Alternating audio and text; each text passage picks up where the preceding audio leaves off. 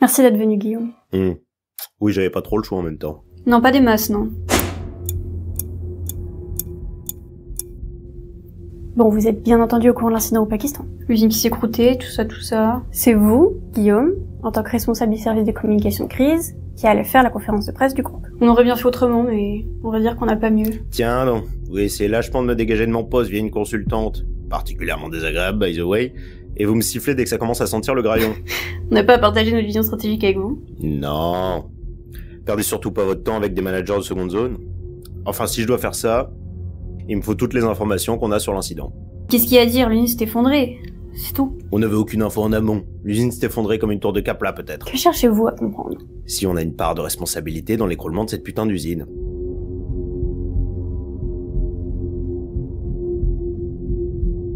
Que voulez-vous qu'on vous dise? Vous connaissez l'état du bâtiment?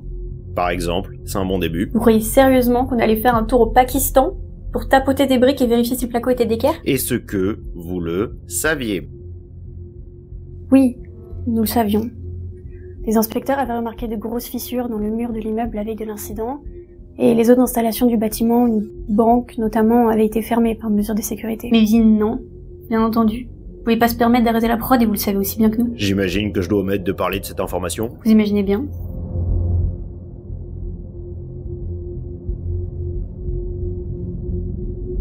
Votre cas de conscience me trouve le cul, Guillaume, ça vous ressemble pas du tout. La situation est quand même plutôt complexe. On parle de centaines de morts, pas de 3 plans tombés dans l'échafaudage. Faut-il vous rappeler pourquoi vous avez été catapulté à la tête de service, Guillaume? À votre guise. Parce que vous parlez bien, que vous savez plus ou moins gérer une équipe. Mais principalement parce que toute forme d'éthique vous passe à 15 000. Alors faites ce que vous savez de mieux. Vous souriez, et vous racontez de la merde.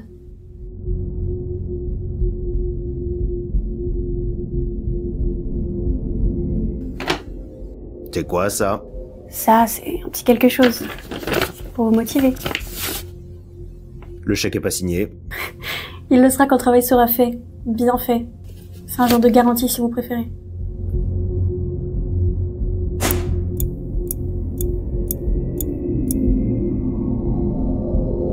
Eh, Guillaume, ne prenez pas pour des connes.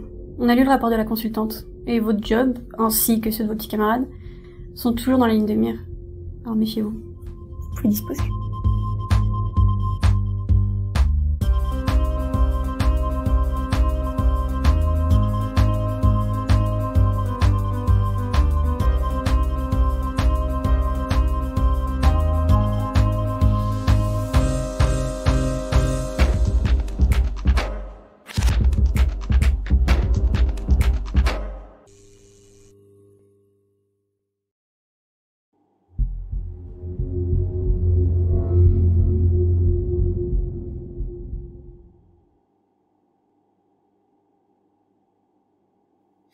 Alors, bon.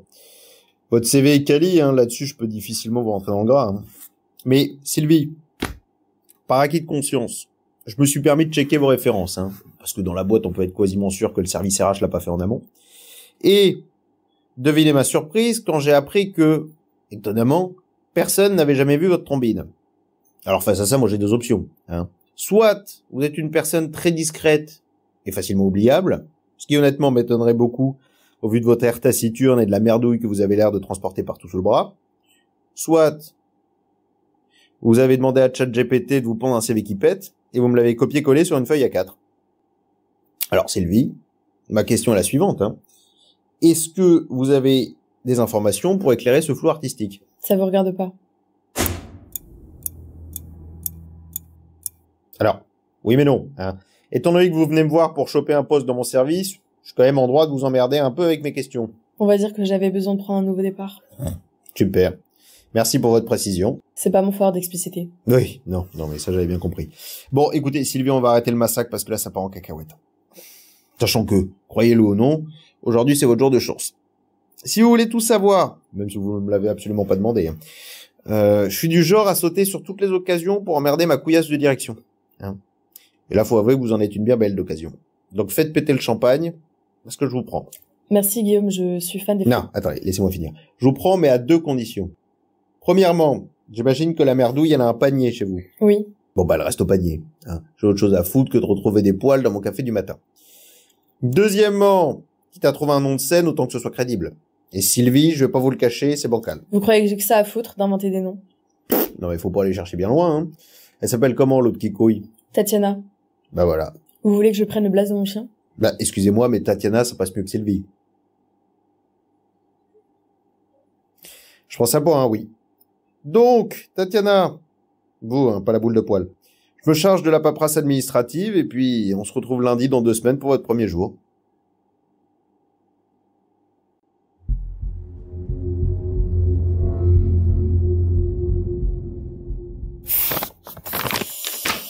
Bon, bah normalement tout y est, Guillaume.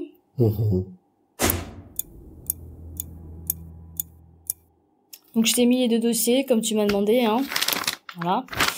Le texte officiel de la conférence de presse de demain, tout beau, tout propre, comme la direction l'entend. Et un texte officieux qui tape dans le gras sur le groupe et l'incident, quoi. Super. Guillaume, tu m'écoutes ou... Oui. J'écoute. Tu vas lire lequel, du coup? Je sais pas encore. Bon, si je résume la situation... Putain, c'est bien. Sans déconner, faut vraiment que t'arrêtes avec tes bilans. Ça m'aide à y voir plus clair dans ce merdier. Donc, soit t'affrontes la tête du groupe en prenant le risque de te prendre l'addition sur le plan perso, soit tu vomis la soupe comme d'habitude et on revient lundi à la machine à café pour de nouvelles aventures. Bon, maintenant que c'est posé proprement, tu vas lire lequel? Je sais pas. Sans vouloir abuser, il te faudrait peut-être un plan. Parce que ces derniers temps, avec tes décisions, t'as bien chié dans la colle quand même, hein. Mais je vois que t'as pas l'air joyeuse avec tout ça.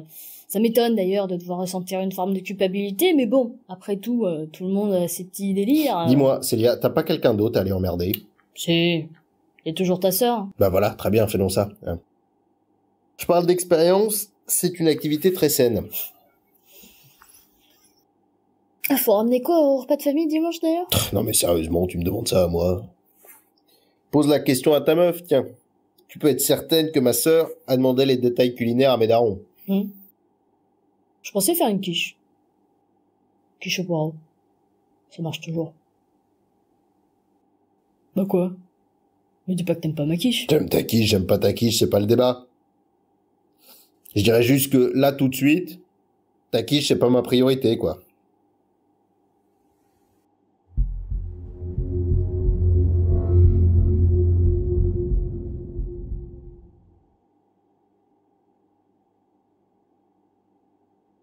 Je me présente du coup ou j'attends que vous finissiez d'astiquer vos poteries?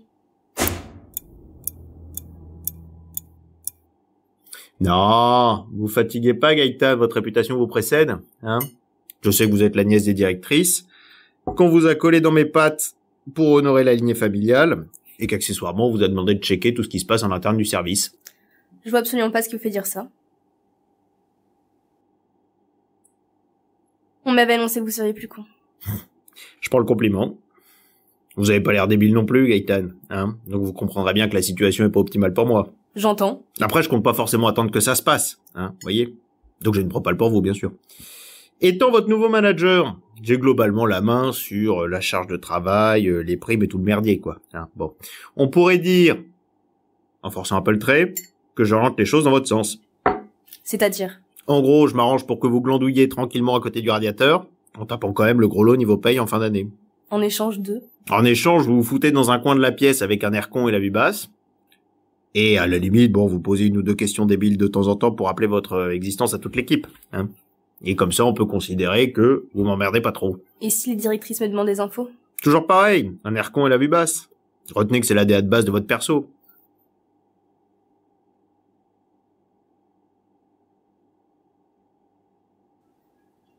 Je marche. Très bien.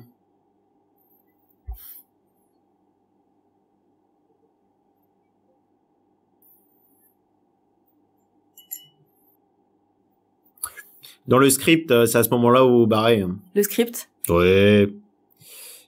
Parfois, j'aime à penser qu'on est dans une comédie d'humour bien cynique et absurde. T'avais à pioncer.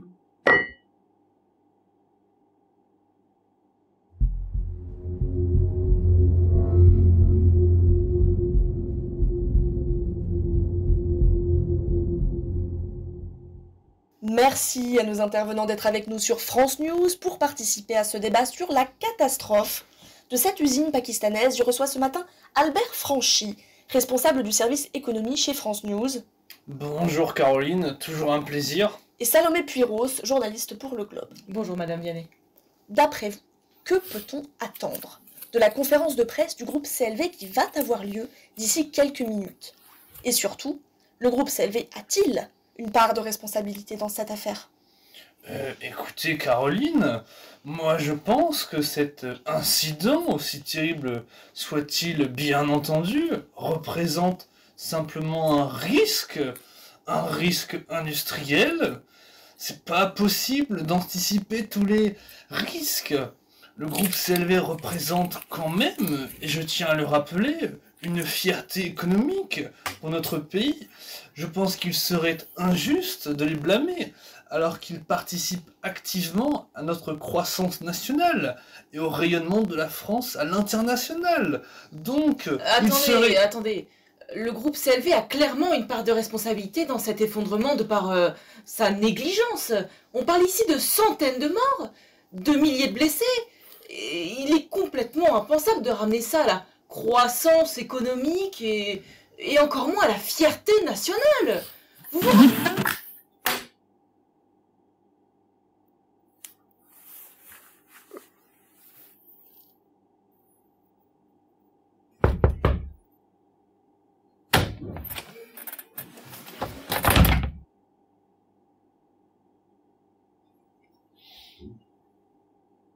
Qu'est-ce que vous faites là, vous? On vous cherche partout, la conférence de presse va commencer, hein. J'arrive. Merci Bruno. Quoi? Vous venez de m'appeler Bruno pour la première fois, là. Par pur hasard, Martin. Oui, bien sûr. Ça s'arrange pas, vos croûtes qui grattent, là?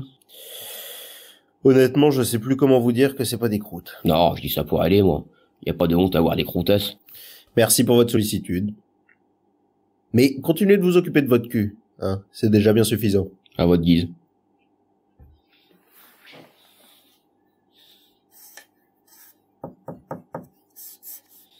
Oula, c'est pas porteur, ça. En tout cas, je tenais encore à m'excuser pour la vente d'infos. Non, je vous coupe, y a rien à excuser. Bon. Bon, en tout cas, bon courage pour la conf, hein. Merci. Passez devant, je vous rejoins là-bas.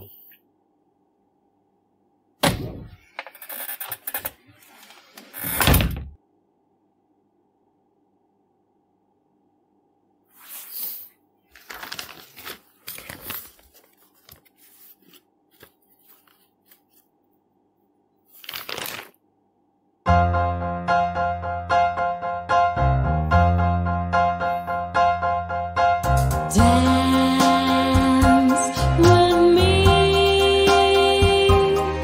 Our story's ending. Dance with me. Laugh with me. Remember